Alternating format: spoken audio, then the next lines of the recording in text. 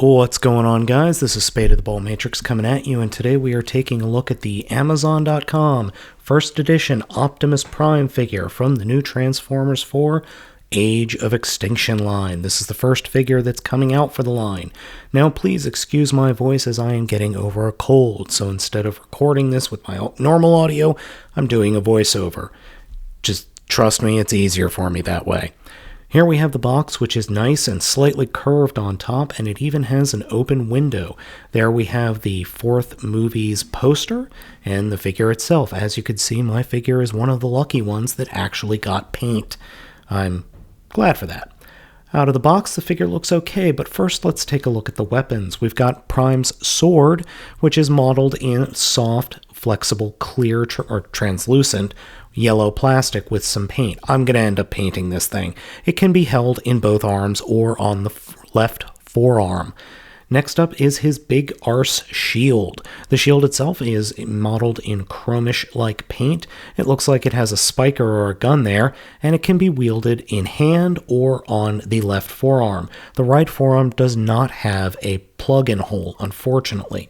Overall, the figure looks okay. It's not the best looking figure, but the chrome is really nice. He does have one heck of a backpack, though, but we'll get into that in a little bit.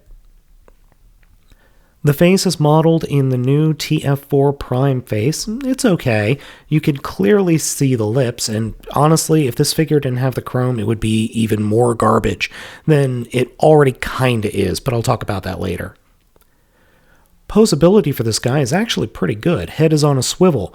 Arms are on multiple ratchets. We have ratchets for the forward and back movement and ratchets for the in and out movement. Even the shoulder pads are flexible, which allows, or I should say they're on a hinge, which allows poseability. Swivel above the elbow and a double hinged elbow for the transformation. Legs are the typical ratcheting joints for the in and out movement and forward and back movement. We have a good 90-degree bend at the knee, and then the swivel is at the knee as well. There is also a ball joint in where the feet are for some added poseability. With that poseability, you can really only get one good pose, and that's what comes on the back of the box. And this is just about it. There are minor variations there of this pose.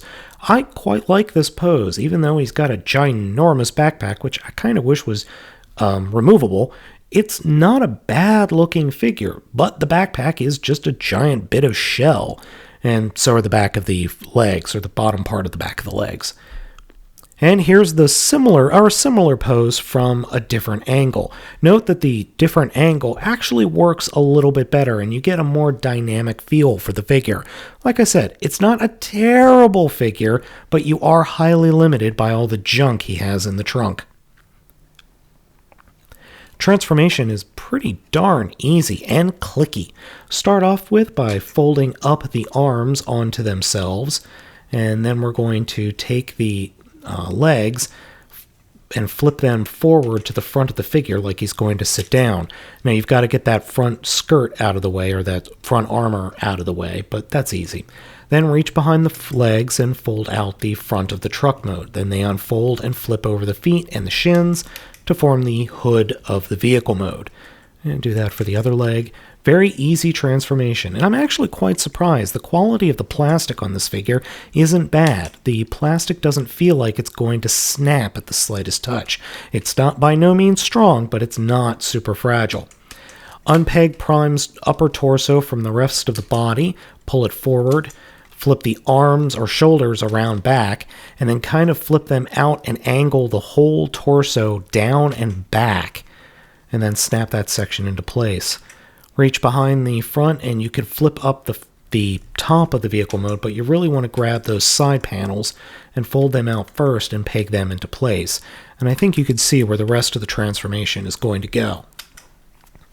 We pretty much just form a shell around Prime. Yeah, it's a shell former. So flip those down, accordion down the top, put that into place, and then snap the wheels into place. The sword can be held underneath the vehicle mode, and that just takes a little bit of force to snap it in there. and then the shield can be held or stored on the back of the vehicle mode, though it looks like he's got a giant Krillin-esque Destructo disc off of the back of his truck mode. Very, very strange. Peeking inside the canopy, you can see that, well, it looks like Cybertron is looking back at you. The vehicle mode is where this figure shines. Yeah, the giant Destructo disc coming off the back is a little stupid, I will admit that, but overall the vehicle mode is quite nice. I do wish they painted the smokestacks, but oh well. It is a fantastic vehicle mode, and I will be posing or showing this figure in this mode more often than not, as compared to the robot mode, this thing comes up aces. It's just a very nice vehicle mode. The $60 price tag for this figure is much too high. I would prefer it being around $20 or $30. That's what I get, or that's what I feel this figure is worth. The plastic quality is actually pretty good, and it's not actually a bad figure. It's just kind of an ugly one and an overly simplistic one. The simplicity doesn't actually bother me. To be honest, I think it's actually pretty good, and kids are gonna love this thing, but at $60, that's just way too expensive and much too rich for this current economy. So guys, I hope you enjoyed this video review of First Edition Prime on Spade of the Baltmatrix, and I'll catch you next time. But first, one cute little thing that I discovered we can do with this figure. It's the Prime Party Train! I was just fooling around and I came up with this mode. I think it works really well. I had to remove the legs off of that little Prime you see there in the front, but overall, it's a fun mode and I think you guys would like it. Or I thought you guys would like it. So, again guys, I am Spade of the Baltmatrix, and I'll catch you next time.